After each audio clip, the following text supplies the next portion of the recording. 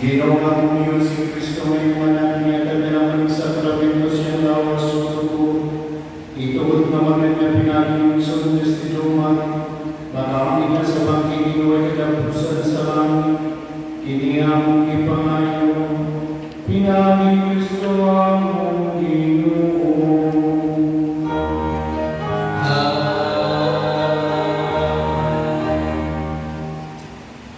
Kami si Kristo, inubungkas ng mga pagtapon, ang lawas sa kusod na si Duman.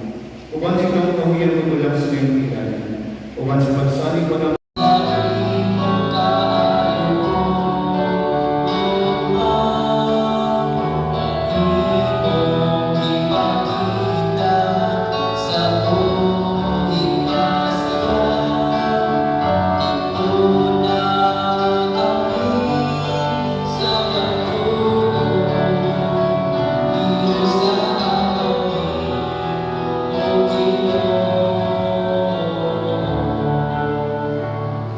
Bawas na sa Diyos sumaribog na bangin siya, mga Diyos sa Ginoo, sulatan ng Diyos niya.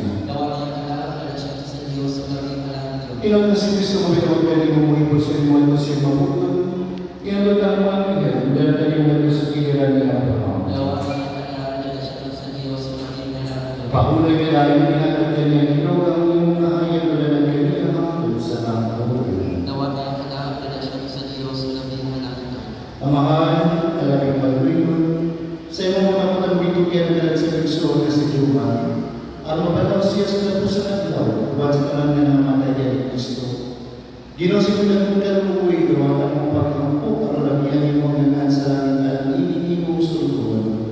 Sa mga bayan, mahupay ko sa pagkatamis na mahulog sa mga pagturo, hanggang naman kayo sa kanyang pagsuot ng Kristo ni Tuhan daw, pero sa pagkatilo ng tanan, uban sa mga yung Sul, kinyang ipapayo, pinagin ng Kristo ang mga Ginoo. Pahulay niya dahil niya ng Duman Ginoo.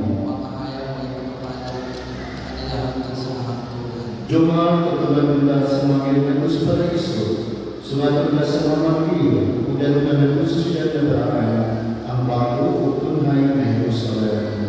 Amen. Ang Ginoo manahat ng inyo. Manalangin ninyo ang Diyos ang makagalahan sa tanan. Amahan, Anak, at Espiritu Santo. Nahalal na ang Santos Mamisa, dala ninyo ang ugma o kalinaw ni Kristo.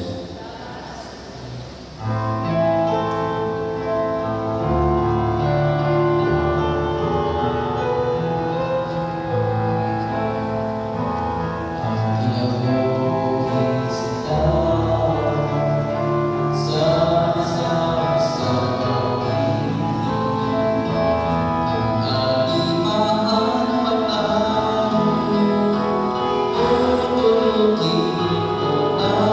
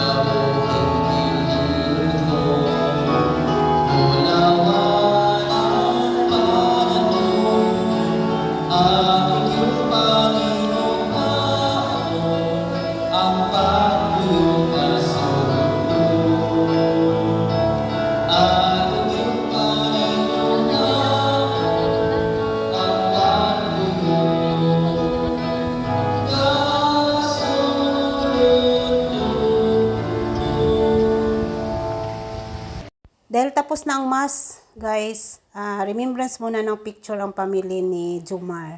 Itong nasa picture nasa video is ito yung asawa yung naka-jacket na maong at yung baby nila ni Jomar at yung kapatid niyang babae at lalaki at tatay niya. Tatlo lang pala to silang magkapatid ni Jomar, guys. Ang panganay si Jonathan, pangalawa si Jomar at yung bunso is si Ubing. Bali, tatlo silang magkapatid at itong isa is tatay niya. Ngayon, kung nagtaka kayo bakit wala ang nanay niya is wala na po. Bali po namatay yung nanay niya nung nakaraang taon. Bali magto 2 years pa lang nitong, kung hindi ba yun March, April. Bali mag 2 years pa po siya. Kaya malungkot po isipin na wala pang 2 years yung nanay niya. Sumunod naman siya. Pero ginawa naman ng paraan lahat. Ginawa ng lahat ng makakaya nila sa Manila. Nila ni Bobong, Jonathan at Andang. Para lang po makasurvive si Jomar pero hindi talaga. 2 weeks siya sa ICU, guys, pero kahit anong gawin nila, talagang ang katawan niya na ang bumigay. Kaya tinanggap na lang kahit masakit. At kahit sa Manila siya namatay, sinikap talaga nila ni Andang, nila Bobong, Jonathan na madala siya dito sa Bohol dahil ang pamilya nga niya is nandito talaga lahat. Kasi kung doon siya sa Manila ilibing, mas kawawa dahil pagdating ng araw na magbalikan na dito sa Bohol ang taga-amin, wala nang makakadalaw sa kanya. Kaya minabuti po na kahit malaki ang gastos, ginawa ng paraan para lang po mauwi siya sa Bohol. At mag-thank you pala ako sa lahat ng tumulong kay Jonathan para madala siya dito sa Bohol. Kasi alam ko may mga tumulong, hindi ko man kayo maisa-isa. Basta kayong lahat na tumulong kay Jomar hanggang naidala siya dito sa Bohol, nadala siya dito sa Bohol. Thank you so much sa inyong lahat. At ito na nga, nagpa-picture na kaming pamilya. Ang kasama ko dito nagpa-picture kasama ang aking mga tiyahin na galing Basyaw, si Auntie Lita, Auntie Seria at anak niya, at galing naman sa Kandihay sila Auntie Didi at dalawa niyang anak, si Pasita at saka si Carmelita, guys. Bali, happy din ako na dumating sila at kahit papano nakabanding-banding kami. Dasal ko lang po na sana sa sunod naming banding, hindi sa ganitong pagkakataon. Sana sa sunod naming banding, masaya na kami. At ang wish ko sa pamilya nila Auntie Adela, nila Bubong, na sana darating po ang time na maging okay na sila lahat. Willing naman sila makipag-ayos, lahat sila naghihintay na lang sa isa nilang kapatid na makipagkita sa kanila ng personal para ma-okay na silang lahat. Ang wish ko po, guys, sa pamilya ng auntie ko na darating po sana ang time na maging happy na sila magkapatid, kasi handa naman po silang magpapatawaran. Isa na lang po ang hinihintay nilang magpatawad kung ano man ang mga nangyari sa kanila. Dahil sila lahat magkapatid dito sa Bohol, nag-waiting na sila kung makipagharap ang isa nilang kapatid para po ma-okay ng lahat. Yun din ang winis ko dito, ang dinadasal ko kay Jomar na sana sa sunod na banding ng pamilya nila ni auntie, na sana masaya na lahat at wala ng problema. Yun po ang pinaka-wish ko talaga, guys. At pagkatapos pa lang mag-remembrance ng picture kay Jomar, lumabas na po kami para ihatid na po sa cemetery. Napaka-happy lang ako na napakadaming taong dumalong sa libing ni Jomar. Marami siyang, yung mga barkada niya, nandyan talaga lahat.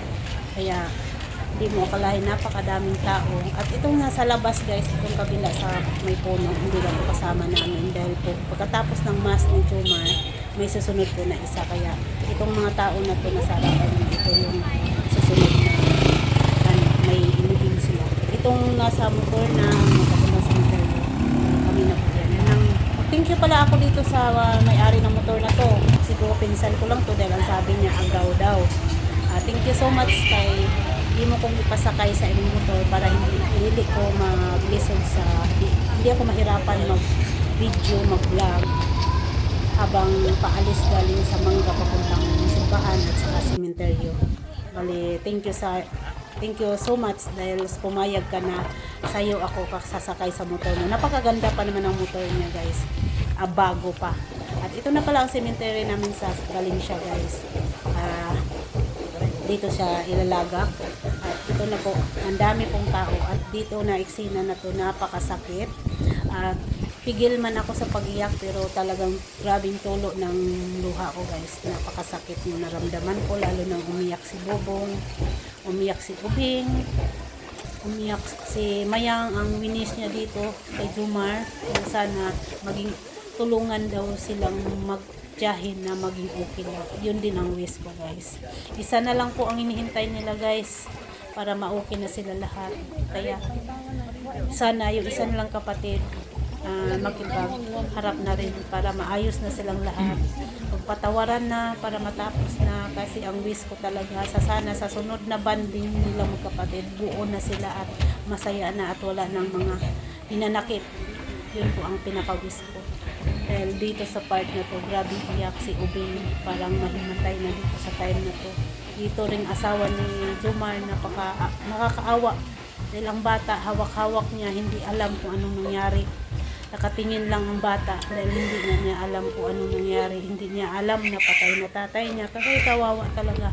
Kaya napakasakit. Thank you palala sa lahat ng mga nakiramay sa nangyari kay Jomar. Sa Okyaman family, sa Biti, lahat-lahat, sa Salisi ng Batak, lahat-lahat na nakiramay. Thank you sa lahat na tumulong. God bless you all.